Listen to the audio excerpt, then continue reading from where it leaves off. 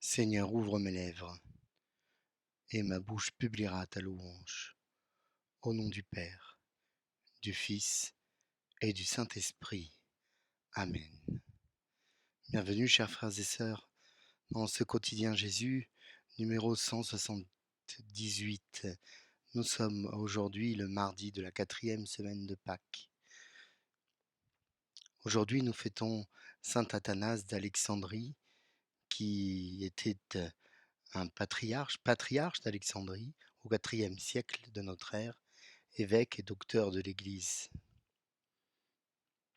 Nous sommes en plein début du mois de mai, qui est le mois de Marie, mois destiné et consacré à Marie, et dans nos prières et dans nos liturgies.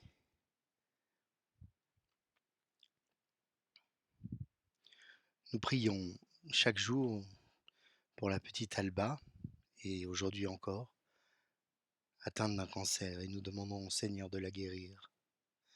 Nous te prions, Seigneur, pour que tu nous permettes d'abattre nos murs, de fonder des villes où nous ne faisons qu'un, que nous puissions répondre à l'appel du pape François depuis la Hongrie, celui d'ouvrir nos portes, de les ouvrir au Christ, et de les ouvrir à ceux qu'il nous envoie dans un esprit de service et de paix.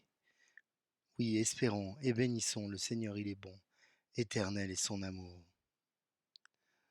Saint Athanase, patriarche d'Alexandrie du IVe siècle, évêque, docteur et père de l'Église, qui a participé au concile de Nicée, prie pour nous qui avons recours à toi.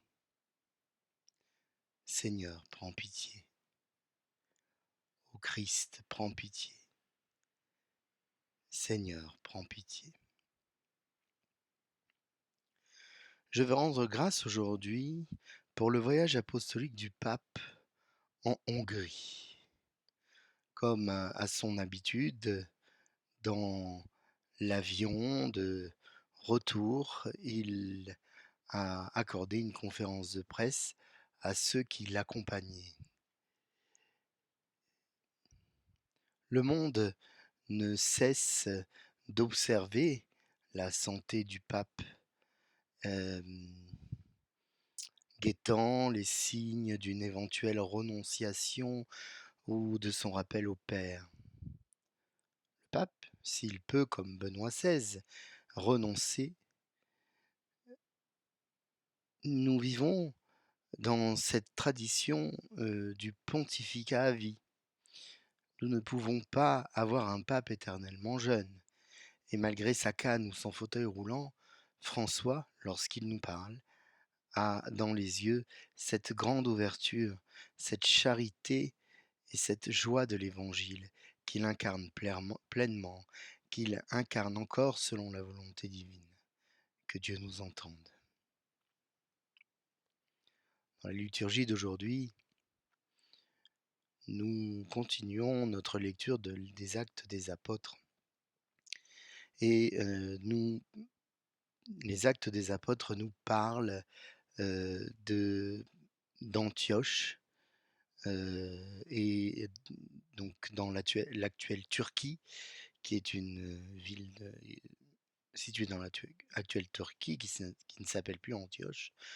Et c'est un passage très émouvant, parce que Barnabé se rend à Antioche et puis appelle Paul pour l'aider. Et là, pendant un an, ils fondent une communauté de croyants.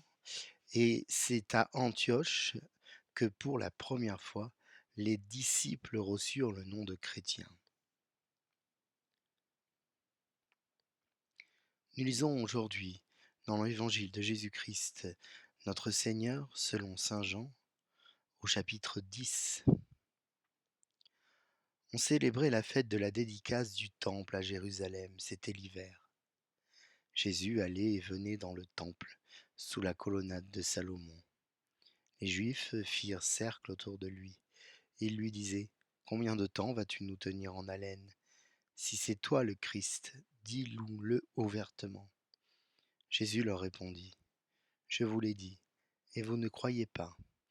Les œuvres que j'ai faites, moi, au nom de mon Père, voilà ce qui me rend témoignage.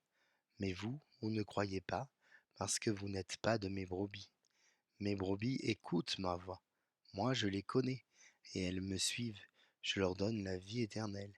Jamais elles ne périront, et personne ne les arrachera de ma main. Mon Père, qui me les a donnés, est plus grand que tout, et personne ne peut les arracher de la main du Père. Le Père et moi, nous sommes un.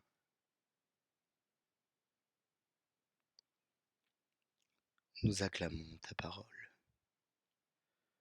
Louange à toi, Seigneur.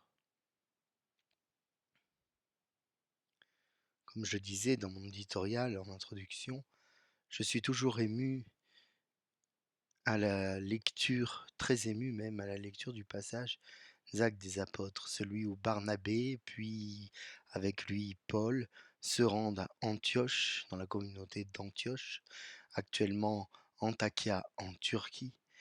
Y passent une année et permettent de nombreuses conversions. Et ils y reçurent pour la première fois le nom de chrétiens. Oui, cela m'émeut parce que il s'agit de notre identité profonde, le nom que nous portons encore et qui nous définit. Nous comprenons bien que nous n'avons pas inventé ce mot, mais qu'il nous a été donné. Ils reçurent. Et il s'agissait d'ailleurs d'un terme discriminatoire pour différencier les différencier et des Judéens. Je préfère employer ce terme plutôt que le terme juif, il est plus juste, et des Judéens et des Romains dont ils n'adoraient pas les dieux. Et nous n'avons pas toujours été appelés ainsi. Il fut coutume d'être désignés par le terme de Nazaréen, en référence à la ville où notre Seigneur Jésus-Christ a grandi, en Galilée, Nazareth.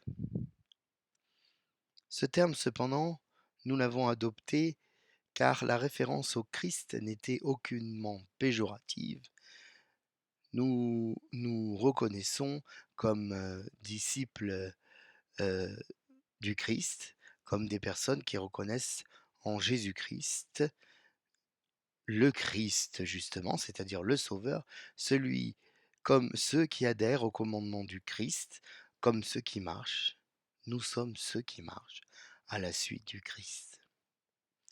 Mais réellement, le chrétien est un croyant et il croit que Jésus est le Fils unique de Dieu, qu'il est le Dieu incarné sur terre, qu'il est le Christ, le Messie, qu'il est mort pour racheter nos péchés sur la croix, qu'il est ressuscité après 3 jours, qu'il est monté au ciel à la droite du Père et qu'il nous a envoyé son Esprit Saint qui agit en nos cœurs et par lequel la Sainte Église s'est formée, corps du Christ dont nous sommes les membres. Dans l'évangile selon saint Jean chapitre 10, les Judéens insistent auprès de Jésus. Si c'est toi le Christ, dis-le ouvertement. Ils semblent demeurer sourds à ce que notre Seigneur a déjà développé de long en large, mais il lui faut répéter encore et encore, je vous l'ai dit, et vous ne le croyez pas. Face à eux, Jésus ne cesse de revendiquer le fait qu'il agit par le Père et que le Père agit en lui et que c'est le Père qui témoigne de lui. Il a cette formule forte et décisive. Le Père et moi, nous sommes un. Et nous y reconnaissons l'affirmation de la Trinité. Car si Dieu le Père et Dieu le Fils sont deux personnes différentes, ils partagent la même divinité et sont l'intimité d'un seul et unique Dieu, avec le Saint-Esprit, le Dieu un de nos pères, le Dieu de Moïse, le Dieu d'Abraham, d'Isaac, de Jacob, Yahvé, je suis celui qui était et qui sera. Oui, cette croyance en la Trinité est bien le propre des chrétiens, le propre de ceux qui se reconnaissent du Christ.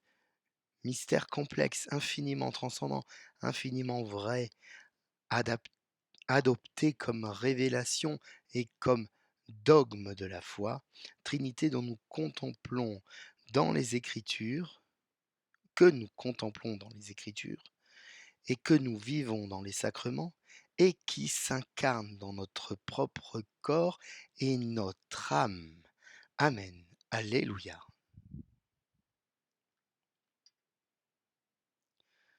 Aujourd'hui, dans l'office des lectures, nous pouvons lire un passage du discours de saint Athanas sur l'incarnation du Verbe. Le Verbe de Dieu, incorporel, incorruptible et immatériel, est arrivé dans notre région, bien qu'il n'en ait pas été loin auparavant. En effet, il n'avait laissé aucune partie de la création privée de sa présence, car il remplissait tout, lui qui demeure auprès de son Père, mais il s'est rendu présent en s'abaissant à cause de son amour pour nous, et il s'est manifesté à nous. Fin de citation. Saint Athanase était un très grand théologien, très grand. Dieu éternel et tout-puissant, tu as choisi l'évêque Athanase pour défendre la foi en la divinité de ton Fils. Accorde-nous, grâce à son enseignement et sous sa protection, de te connaître toujours mieux pour t'aimer davantage. Amen.